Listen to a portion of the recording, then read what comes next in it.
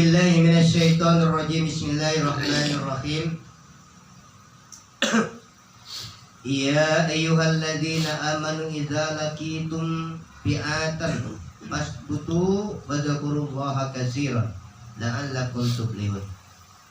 Jadi kata Allah, wahai orang-orang yang beriman, apabila kamu bertemu dengan siapa?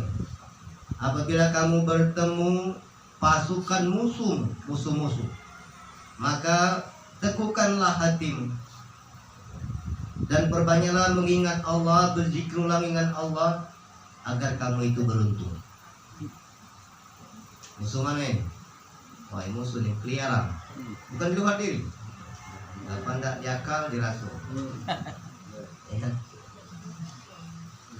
Dan kalau datang wahai orang beriman itu tegur oleh Allah, ditegur Allah ini. Dosa dibahas, masa mana tahu kan? Arti hakikat sempurna iman itu fa'ina matuwalu pasaba wajhullah, kalau memandang akan wajah, itulah hakikat iman yang sebenarnya. Itu bahasa hakikat iman sebenarnya. Maka Allah sayang, dan kalau Allah telah memperkenalkan akan dirinya pada seorang hamba atau yang dikatakan umat Nabi Muhammad, maka Allah tegur dengan ayat ini, wahai orang yang telah beriman, yang mengimani Allah, yang telah mengenal Allah, tatkala datang para musuh-musuh itu, maka senantiasa ingat Allah, banyak mengenalnya. Jangan kamu putus, senantiasa ingat musuh yang mana? Hawa nafsu ini itu tidak ridho kita kembali ke Allah. Maka itu salah satu contohnya tadi yang kita awal cerita tadi. Aku tidak galak organisasi kau, mengaji baik kau. Jelas itu musuhnya tuh. Cepat ingat Allah, kembali kepada Allah, biar tidak rusak. Cepat.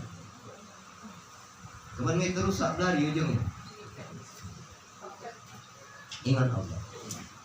Dan kalau datang hawa nafsu, waktu sholat, tidak mau sholat, cepat ingat Allah yang berketerusan. Kenapa? Kalau ingat Allah terus menerus berarti tidak lalai lagi.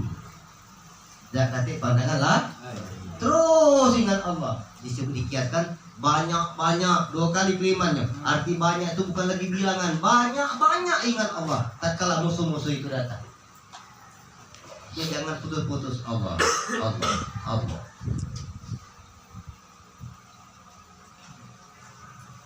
Nah, tergantung dari masing-masing. Kadang-kadang musuh datang nyari dalil. Berdasarkan ayat ini, hadis ini, masih dapat pertimbangan. Itu nafsu juga. Namanya alami mizan, alam pertimbangan. Katakanlah ada misalnya isyarat yang keluar daripada kitab sunnatun Nabi, cepat hati Allah. Allahumma inni aku a'udzubika minka, kata Rasulullah, aku berlindung padamu ya Allah segala keburukan yang datang daripadamu. Ya, kapan nafsu itu buruk itu kan? Kadang-kadang yang lebih buruknya nafsu itu berbuat baik. Dan marifat, dia berbuat baik tapi nafsu di sisi Allah buruk. Mana buktinya perbuatan baik dengan hawa nafsu? Yang selalu mengadakan perniagaan kepada Allah. Ada harapan-harapan lain selain daripada Allah.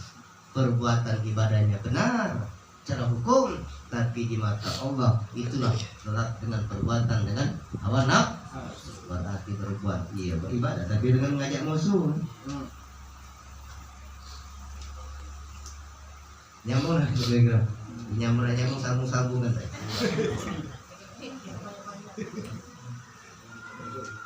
Maka harta yang paling berharga bagi orang yang beriman, yang senantiasa ingat Allah, orang yang dapat keberuntungan, yaitu harta yang kembali kepadanya, kepada Allah Subhanahu wa ta'ala.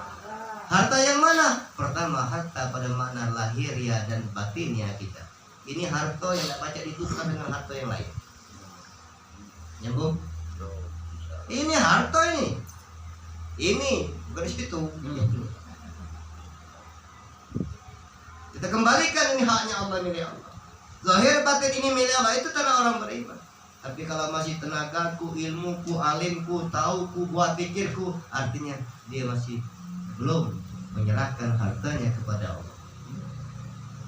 Harta yang paling berharga diserahkan kembali pada umumnya pada jalan Allah. Aku teringat ceramah almarhum dari Indonesia. Ya. Sungguh katanya aku lupa jumlahnya. Cuman sekian harta aku yang betul-betul harta yang memang kembali kepada Allah. Yang lainnya bukan harta, belum kembali ke Allah. Masih dalam urusan bisnis, urusan dunia. Kenapa Kiai baru sekian yang kesedekahkan, keinfakkan, kesedekahkan pada jalan daripada agama Allah. Kalau bahasa kami dulu, ini libur dikit, yang pertama karena organisasi dan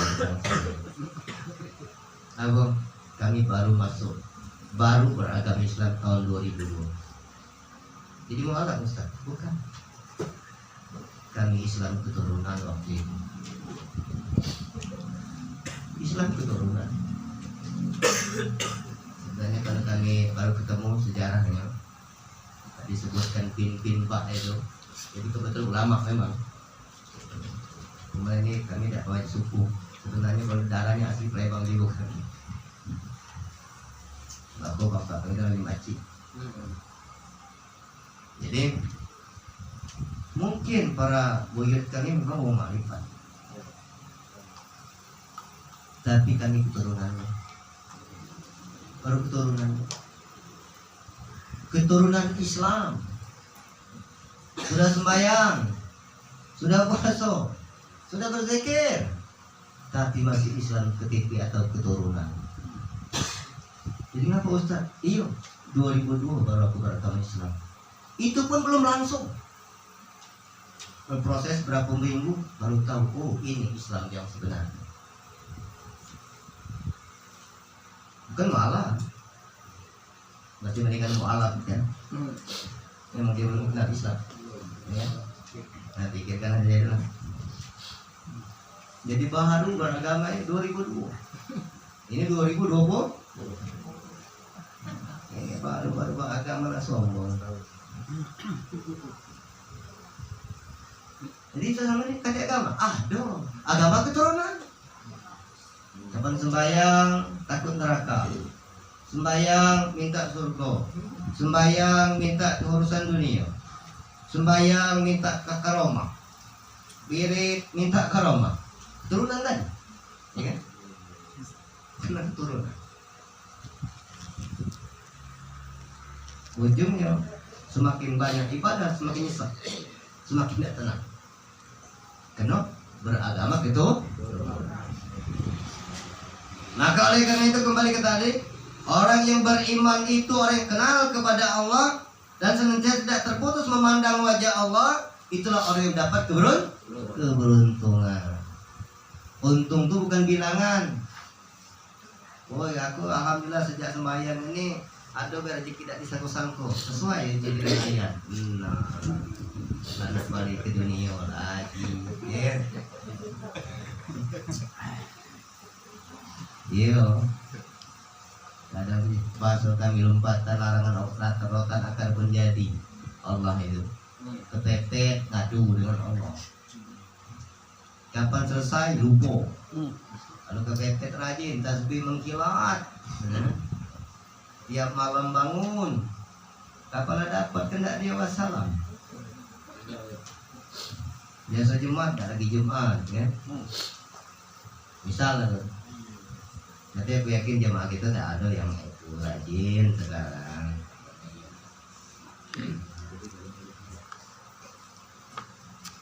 Nah orang yang beruntung itu artinya senantiasa memandang wajah Allah, tidak terputus zikrullah, ingat Allah. Tatkala musuh-musuh itu datang, maka dia tidak dibelenggu oleh sang musuh, tapi musuh akan terbelenggu karena dia senantiasa ingat Awas yang kemenang ilmu bukan itu musuh di luar nih. Musuh di sini.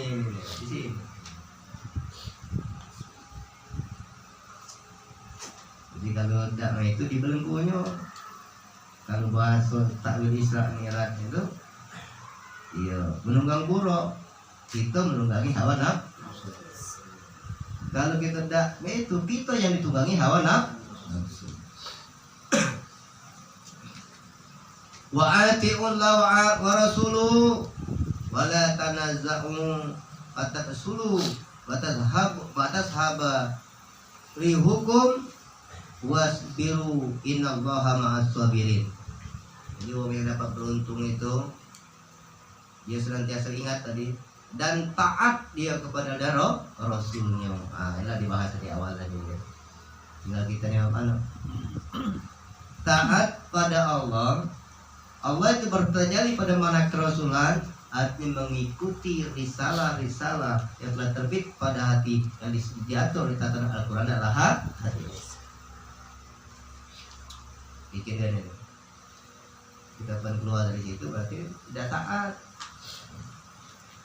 Rasul mengajarkan bekerja sama, bergotong royong, saling sayang menyayangi, saling menghormati, saling mengasihi. Kita ngajak bermusuhan.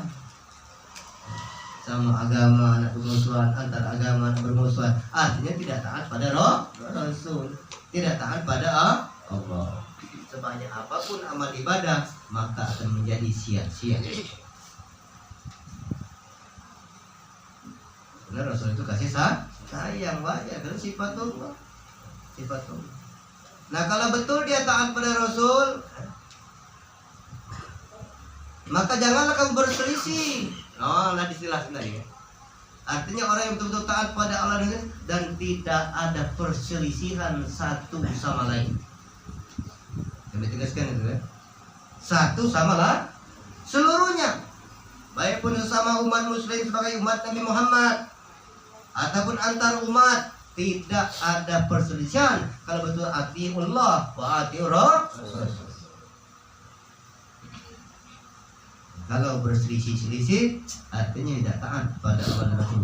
Tapi Ustaz Dion yang usiaku, ya biarlah dia benci, kita jangan benci, ya kan? Oh, jadi iya kalau benci begitulah, tapi kita jangan benci.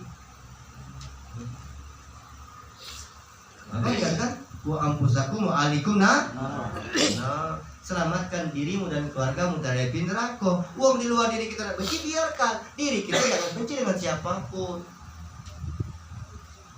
Karena pada tiap-tiap diri nanti pada akhirnya dipinta pertanggungjawabannya masing-masing. Jangan lagi kamu berselisih, kata Allah, kata Rasulullah. Yang menyebabkan kamu menjadi gentar. Nah, tatkala perselisihan, maka membuat hati ini menjadi gentar, menjadi ragu dan lain sebagainya. Istilahnya terjadi perpecahan. Dan kekuatanmu akan hilang, maka bersabarlah kamu. Jadi hilangnya kekuatan keimanan itu tatkala kita ada perselisihan. Pertama perselisihan pada diri dulu.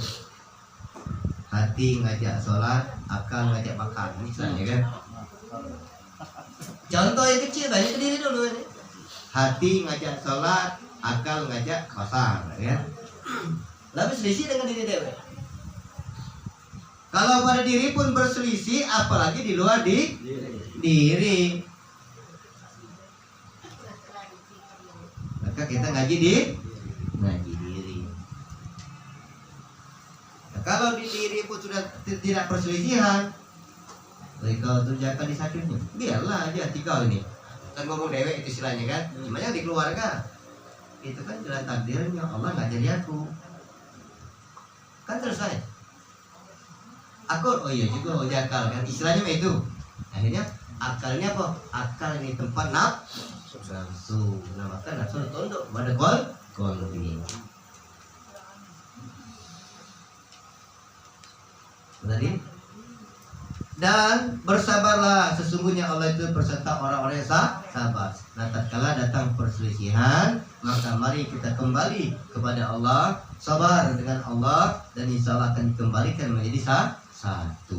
Ya kalaupun itu tidak balik, yang penting kita kembali tetap kepada yang satu.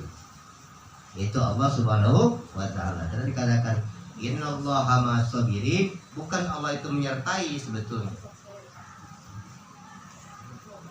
Sesungguhnya Allah bersama orang yang sabar. Artinya orang yang sabar itu dengan terbuka rahasianya memandang wajah Allah baru bisa sabar. Kalau sabar kita ini nahan ke hati. Astagfirullahaladzim, sabar. 4 kali kau tuh kelewatannya saja ya. Itu namanya bukan sabar, nahan hati. Bahasa nahan emosi. Habis tidak tertahan lagi kamu. Ngomong pula habis sabarku. Iya, kalau sabar tidak pernah habis. Hilang tauhidnya. Ini katakan yang ada hanya Allah, sifat Allah, rahasia Allah, sirullah, dan lain sebagainya lah. Hilang. Kadang-kadang tuh di luar, dalam rumah dewek baik. Habis pak sabarku denganmu. Iya. Datang yang landangnya sampul. Aku sama baik habis bro sabar dengan kau itu. Nah, sama selesai. Sama rusak. Ujung-ujungnya ada yang terbang gede, ada yang terbang cangkir. Sama rugi. Tapi benar belian lagi. Tapi insya Allah kalau sedang ngaji tidak lagi. Ya, ya. Sebab yang buat kita hilang kesabaran itu tidak sebenarnya arti hakikat sabar. Sama-sama nak berebut benar. Sama bicara tarik tambang nak menang galuh. Rupanya sama kalah. Yang menang juga pasti nyampak juga kan. Apa kekuatan dia narik, yang kawan itu sungkur dia tertentang. Ya sama baik. Sama nyampak kan. Istilah tidak mudah sabar itu. Mudah nyebutnya baik. Itu mudah sabar, mudah nyebut. Mana kita nak sabar kalau tidak terbuka rahasia mana wajah. Sedang yang terbuka dia mesti kalau nak sabar. Lengenal wajah Allah itu masih kadang-kadang tidak sabar.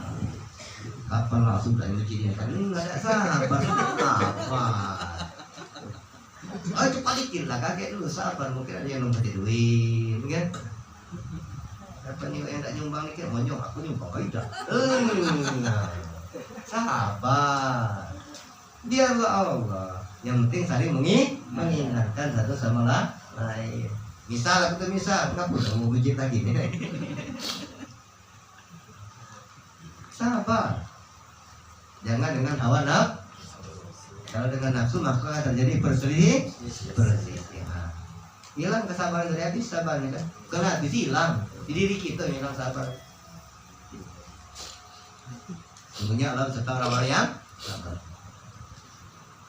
Nah maka oleh karena itu jemaah, jadilah setengah jam baik itu bu. Aku mudah ke penyinggung ada yang saya berhenti ya. Sudah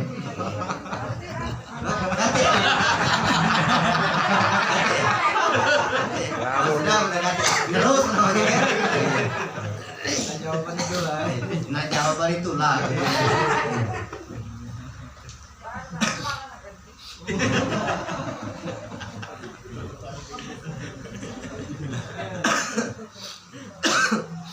Teruskan ya, ada sampingnya baik. Wala takunu kalladzina kharaju min diyarihim bator. Dan janganlah kamu seperti orang-orang yang keluar dari kampung halamannya dengan rasa keangkuhan. Jadi kapan tak kata hilang sabaran, taulah mbak uang keluar dari kampung yang penuh dengan kesombongan, keangkuhan. Akulah yang alim, akulah yang galau-galau. Pokoknya bahasa bang serbu aku.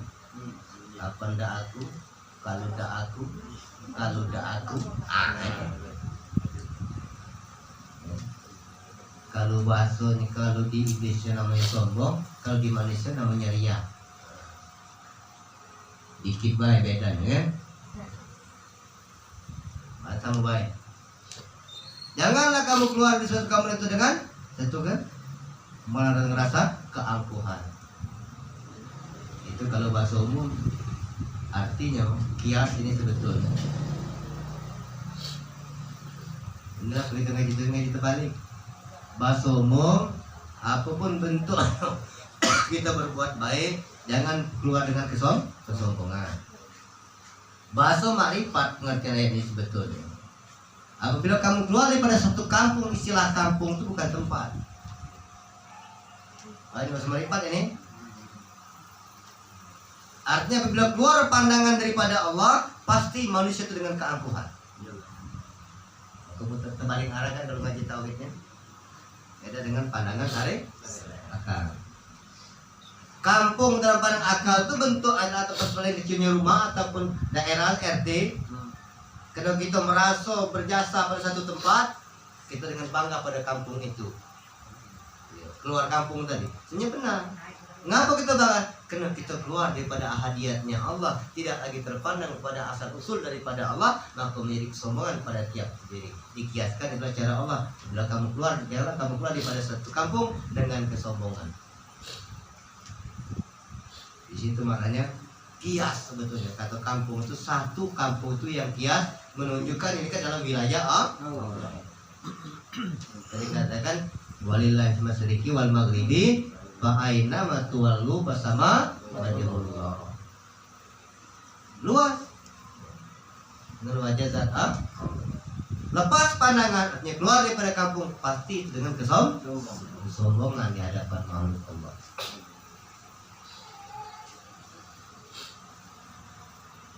Waria anas, dan ria itu kalau dibahas pada manusia. Jangan kamu ria dengan manusia. Kita di manusia bukan? Ria itu dua pengertian. Ada ria kita terpandang pada manusia di luar diri kita, padahal kita juga manusia. Itu kalau bahasa aku lah kasar gino ria, itu minta puji. Itu bahasa pribadi tuh. Ria yang paling kalau di hadapan Allah, ada rasa mampu kita berbuat, itu sudah ria. Maka ria pada manusia, kita manusia bukan? Itu ketauhid marifatnya. Syariatnya kita minta puji dengan makhluk sama kawan, misalnya masyarakat, itu di luar diri. Ya kita ini manusia juga. Maka dikatakan janganlah kamu ria pada manusia. Pengertian riak pada diri artinya ada rasa kita berilmu, ada rasa kita alim, ada rasa kita tandal ini, itu sudah riak kita di hadapan Allah Subhanahu wa taala. Walaupun kita tidak mengharapkan puji manusia, tapi masih mengharapkan daripada pujian-pujian balasan Allah, artinya masih riak dalam berbuat ibadah. Itu riak yang halus. Dalam bahasa tasawuf ma'rifatnya syirik hopi, bukan sopi, hopi. Iya. Kalau teman sopi tersebut sopi pulau. Kata sebut sopi pulau ini.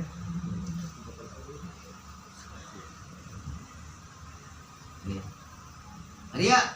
Riak pada manusia. Macam-macam. Kadang-kadang hal yang kecil bisa menjadi hal yang kecil bisa menjadi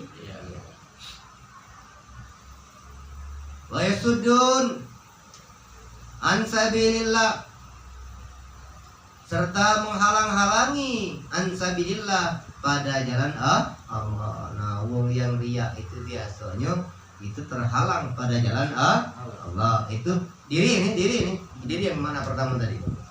Jadi orang yang riya itu terhalang hatinya sampai kepada Allah. Kalau pada makna zahirnya kita menghalang-halangi orang itu berbuat baik pada jalan Allah. Misalnya orang sedekah, tadi salah kau sedekah tuh. Nah, misalnya kan itu. Nah itu pada zahir. Pada diri kita artinya apa? Dia terhalang karena riya itu tidak sampai kepada Jadi kalau bertanya ngapa lah Ustaz, ya hati-hati, jiwa lah diri dewe, ada punya di diri ini, kan? Maka baiat itu, baiat itu penting sebetulnya dalam tauhid ini, penting. Ya kadang-kadang yang di baiat kadang-kadang masih tenggelam timbul, kadang leket, kadang teringat, kadang tidak, kan? Ada yang terbuka pun itu, kadang ingat, kadang tidak. Apalagi tak bayar, dia dapat cerita ni, saya terlupa lagi, tidak berubah. Misal aku tu misal yang singgung, kemudian aku tu ada singgung juga, dia tahu. Ini terhalang pada jalan Allah. Barang siapa Wallahu bima ya'lamuna muhit.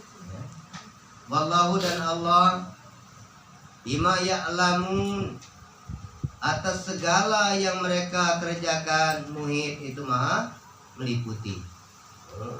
Jelas dah ini. Jadi apa-apa yang manusia itu kerjakan, sesungguhnya Allah itu maha meliputi. Artinya kalau maha meliputi, bukannya dengan kemampuan kita berbuat segala kebaikan. Tanpa dengan zat Allah kita tidak bisa buat. La haula. Nggak berpikir lagi tadi. Aku tidak mudah namanya umat Muhammad, tidak mudah. Sebenar-benar umat Muhammad. Kalau umatnya keturunan yang tadi, dia telah cerita kami tadi kan, kami pribadi kabinetnya itu kan kamu.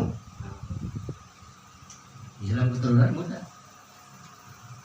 Kalau sebenar-benar Islam sebenar tahu ma'rifat iman itu tidakmu, maka wajar Allah maha tahu disuruhnya senantiasa berjuang belajar dan belajar. Kalaupun sampai mencapai titik kesempurnaan pada ilmu dan hakikat ma'rifatnya, maka Allah selamatkan. Tetapi dalam perjuangan ini berjuang bukan instannya, ya kan? Maka oleh karena itu telah perhatikan, ya, pada diri masing-masing. Dosa kita nak ngaji di luar, ya, kita kaji diri. Ya, kami juga naik kata istilahnya bukan kewajiban, kami tidak perlu alat, namun kita ngomong, kan? Ya. Makanya perhatikan lah, sudah ngaji kami tak ada cerita. Tidak ditanya dan jawab, cerita lain kan tidak cukup ngajian. Kenapa kakek yang dicerita orang tersinggung salah cerita kan? Nah. Ditanya jawab, itu cerita yang lain kan? Kehidupan, ya tahu nggak tahu itu loh. Bapak Ibu hadirin, jemaah sekalian, jadilah 3 ayat, ya, tak banyak gini. 3 ayat lagi habis-habis, 3 ayatnya.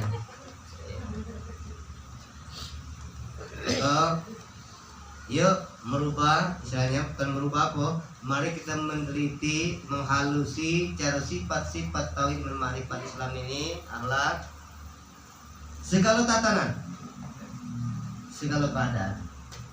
Jangan sampai terjadi perceraian, istilahnya kan, membuat dinding kita sendiri itu kepada Allah. Sangat disayangkan sudah kenal Allah atau sudah berbayan ingin belajar tahu Allah, kemudian hanya kena belenggu-belenggu musuh-musuh yang nyata itu, kita mereka bercerai-berai. Apa itu bercerai-berai? Udah perhatikan itu pada diri masing-masing. Jangan kamu tanya kami mana Ustaz? Lah, itu ditanya enggak. Karena yang lebih tahu itu hanya Allah. Ya kan? Ya hanya Allah yang tahu, dia tidak tahu. Ya kan? Hanya Allah. Kalau karena itu sungguh-sungguhlah belajar, ingat terus dengan Allah dimanapun berada. Misalnya disebut di mulut, disebut di hati banyak.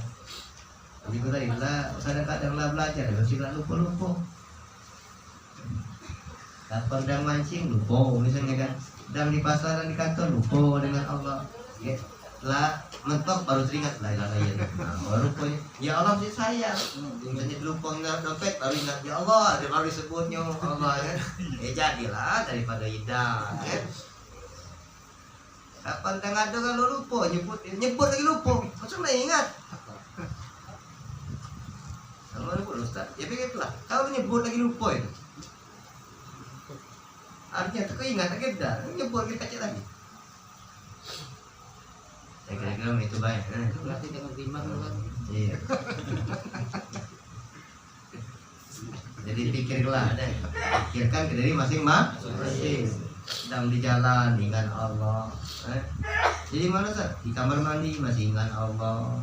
Sambil mandi ingat Allah. Ingat Allah. Ngapa Ustaz? Yang tidak boleh nyebut boleh kamar mandi. Kalau ingat boleh. Zikrullah ingat Allah. Ngapa? Lah kalau mati kamar mandi. Jangan diterima itu waktu akhirnya ingat Allah.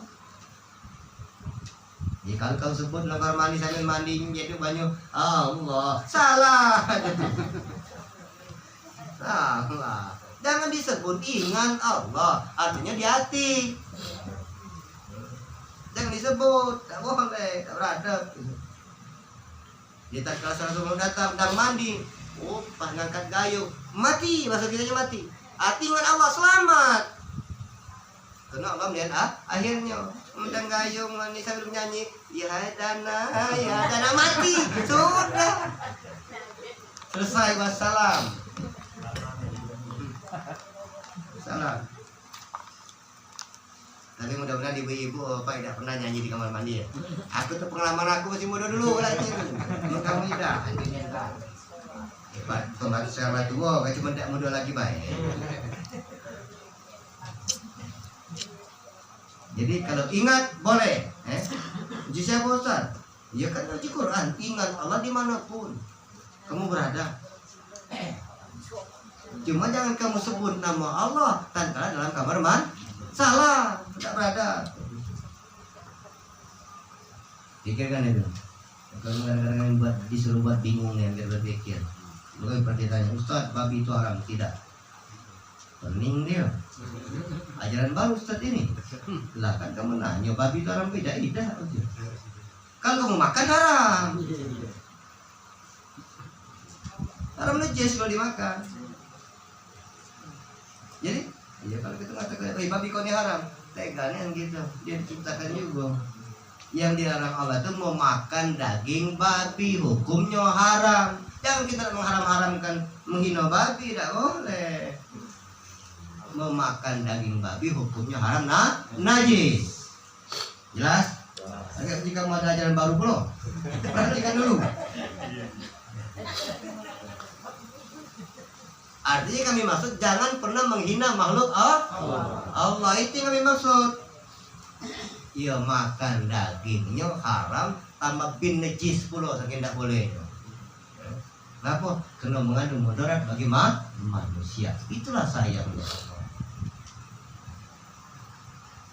Contoh anjing kan selama hukum kan haram najis juga. Ya kalau dimakan. Mana pemuda kaki itu dia wali Allah berkawan dengan anjing. Quran itu yang ceritakan. Dia cuma makan dagingnya ya haram. Sampai dia lupa berapa tahun, 100 tahun di gua. Dengan asiknya kan, dengan Allah. Kapan keluar dia ajak dibelanjakan lagi mati. Tapi hukumnya begitu terkena air liurnya, maka jangankan makan daging, kena air liurnya juga harus najis, maka dibersihkan. Tapi kan, oh ya ada kau anjing, orang tidak boleh, itu menghina itu dia Nur Muhammad, jadinya itu Nur Muhammad Rasulullah. Semua alam tercipta dengan Nur Muhammad Rasulullah. Artinya kalau kita menghina satu makhluk Allah, menghina Muhammad Rasulullah. Kalau menghina Muhammad Rasulullah, artinya kita menghina Allah Subhanahu. Katanya cinta sholawat, ya kan? Berselawat terus menghina Nabi Muhammad Rasulullah terus. Kucing dihina, ada semut dihina. Mati semut kau, masa ibanyu panas kau, cerang siraminya. Mana kalinya? Ya membaca secara akal yang menganiaya, oleh caranya beda begini. Yang sampai dibunuh misalnya kan rosak kali ini, ya kok biar dia berlari kan, kecium bau apa yang dia tidak senang kan, atau dipancing biar dia keluar di rumah berlari jauh-jauh. Kita semut kenapa ada yang disenanginya, yang ditaruh di gudang kewan apa, jadi rumahnya pindahlah dia ke situ, ya kan? Ini tak kurang puas banyak panas minyak lampu puluh hidupkan api, ya kan? Andai kata kita rasanya, kiro-kiro aku tuh, kiro-kiro. Tapi kan mati kau gajah, kerja Allah sebut teganya di kau. Istilahku itu kerja Allah. Bukankah engkau menciptakan dan dia juga menciptakan. Kamu makhluk yang paling mulia aku jadikan. Kenapa tidak kau pikirkan semuanya? Istilahku itu istilahku. Jadi Bapak Ibu juga sekalian demikian saja. Mari kita baca sholawat. Allahumma sholli أفضل الصلاة على أسعد مخلوقاتك حبيب الله محمد وعلى آله وصحبه وسلم عدد معلوماتك ومداد كلماتك كلما ذكرك الذاكرون وغفر ذكرك الغافلون اللهم صل وسلم على سيدنا محمد في الأولين وصل وسلم على سيدنا محمد في الآخرين وصل وسلم على سيدنا محمد في كل وقت وحين وصل وسلم على سيدنا محمد في الملائكة على إلى يوم الدين. أعوذ بالله السميع العليم من الشيطان الرجيم. بسم الله الرحمن الرحيم. الحمد لله رب العالمين. أشهد أن لا إله إلا الله وأشهد أن محمدا رسول الله. اللهم صل على سيدنا محمد وعلى آل سيدنا محمد يا رب صل وسلم. اللهم اغفر لأمة سيدنا محمد. اللهم ارحمنا أمة سيدنا محمد. اللهم اجعل لأمة سيدنا محمد. اللهم انصرنا أمة سيدنا محمد. اللهم اجعلنا أمة سيدنا محمد. اللهم انصرنا أمة سيدنا محمد. اللهم بحق أمة سيدنا محمد صلى الله عليه وسلم.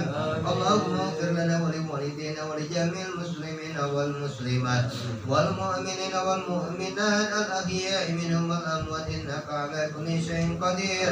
اللهم اغفر لنا ولوالدينا وارحمهم كما ربونا صغيرا. ربنا آتنا في الدنيا حسنة وفي الآخرة حسنة وقنا عذاب النار. ما شاء الله كان لم يشاء ولم يكن. إنما أمره إذا أراد شيئا أن يكون له كن فيكون. وصلى الله على سيدنا محمد النبي الأمي وعلى آله وصحبه وسلم والحمد لله رب العالمين. إلى الله